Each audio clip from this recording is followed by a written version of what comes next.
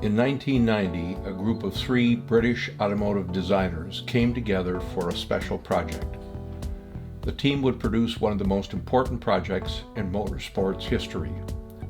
The resulting car, of which only one was produced, was named the Allard J2X-C.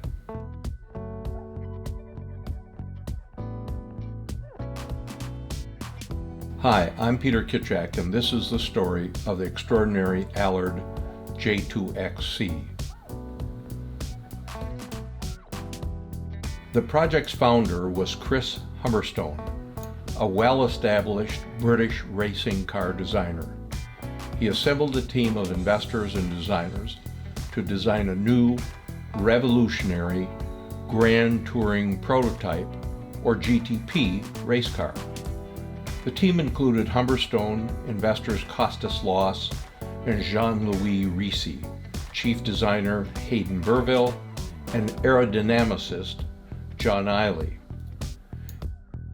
Incidentally, Eiley thereafter went on to become the head of aerodynamics for the Scuderia Ferrari Formula One team.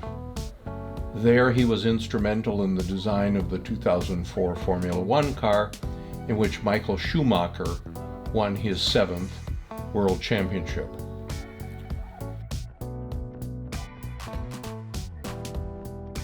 The Allard's truly revolutionary design had little resemblance to race cars of the time, and it would change the design and the thinking about design of racing cars forever. Every surface on the J2X-C was designed to create and enhance downforce. The car created 5,500 pounds of downforce at 150 miles an hour and was calculated to produce 9,778 pounds of downforce at 200 miles an hour, more than 5 times the car's weight. By comparison, the then current works Nissan R91CP had a maximum downforce of 6,400 pounds at 200 miles an hour, and the 1993 Yost Porsche 962C had a stated maximum of 5,600 pounds. By further comparison, the 2019 Formula One cars produce a maximum downforce of only 1,650 pounds. For the racers among you who have driven Road Atlanta, imagine being able to go through turn 1 flat out in 5th gear. The J2X-C did that during testing almost 20 years ago. To understand the significance of the design and its influence on later race cars, one only need look at the similarities between the J2X-C and the 1998 Toyota GTP car for Le Mans, shown here at the Goodwood Festival of Speed. The Allard project's original plans were to build and perfect the prototype and then build a number of customer cars. Humberstone and the original investors also contemplated building a street-legal supercar based loosely on the same design. Initially, after some lengthy discussions, Humberstone talked Alan Allard, son of Sidney Allard, who had built the original Allard cars in the 1950s, into granting the group a license to use the Allard name. It was Humberstone's idea that using the Allard name and its 1950s racing history and successes would have a positive impact on the future sales of customer cars. Humberstone was also successful in entering into a partnership agreement with Honda, whereby, according to Humberstone, the plan was to use a 3.5-liter Honda V10 Formula One motor in the car. It was anticipated that the engine would be further developed to produce 1,000 or more horsepower. The car was initially designed and drawn by hand. It was modeled with a number of 1/10 scale models and then a 1/3 scale model was constructed for wind tunnel testing.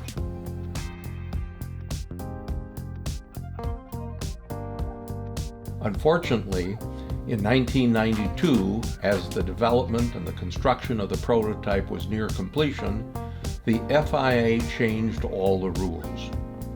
Group C cars were to be replaced in 1994 by flat-bottomed world sports cars. As a result, Honda, not wanting to put a significant investment in a series with only one remaining year, withdrew their support, and all the development work on the Allard came to an end.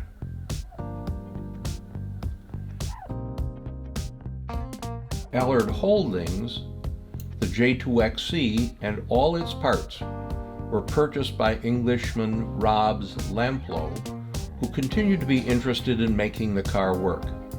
He retained Gordon Friend, a former Allard prototype mechanic, to complete the work and to thereafter continue to look after the car.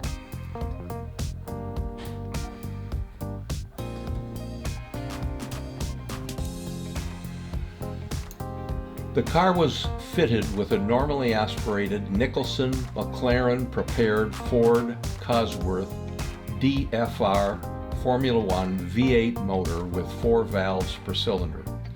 The motor produced a rather modest 580 horsepower and approximately 400 foot-pounds of torque.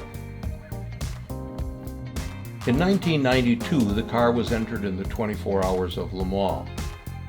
It was taken to Le Mans for test days with Lamplow as the driver. At Le Mans, because of the car's enormous downforce, its resulting drag, and its relatively modest horsepower, it was unable to achieve more than 180 miles per hour on the Mulsanne Straight, while its competitors were approaching 230.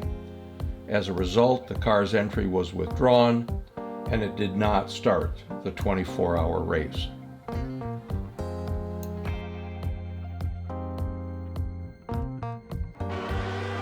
Lamplow, after securing assistance from Bob Pond Racing, better known for their involvement in racing airplanes, subsequently shipped the car to Laguna Seca to race in IMSA.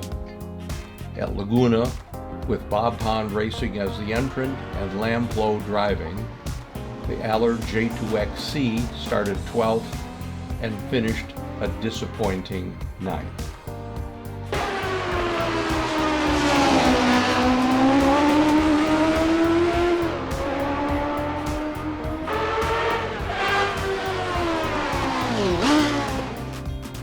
Following the race, the car was returned to England and its racing days were over. Lamplow ultimately sold the car, and it ended up in the hands of Jacques Rivard of Montreal, Quebec. Rivard partially restored the car and reinstalled a freshened Nicholson McLaren Cosworth Ford motor, but he never completed the car. In 2005, I acquired the car and entrusted it to Bud Bennett of RM Motorsports in Wixom, Michigan for completion. Following completion, which included suspension work, the installation of a new fuel cell, and a proper engine management system, the car was painted in the red color originally envisioned by its creators, and we added the livery of our racing team, Toad Hall Motor Racing, and it remains in that livery today. In 2007, the Allard was invited to participate in the Goodwood Festival of Speed, the theme of which that year was Spark of Genius, Breaking Records, Pushing Boundaries. The Allard J2X-C fit the theme perfectly.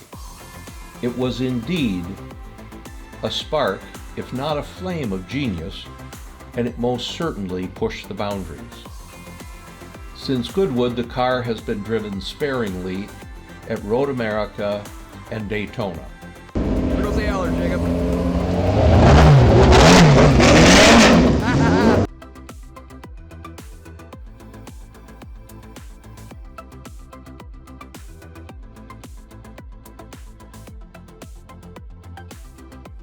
The car retains all of its never-damaged original body panels, and it has recently been fully serviced and is truly in a race-ready condition.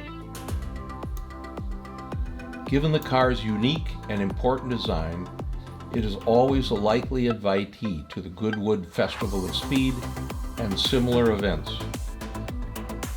The J2X-C was for sure a spark of genius, and it pushed the boundaries in a way that moved them permanently.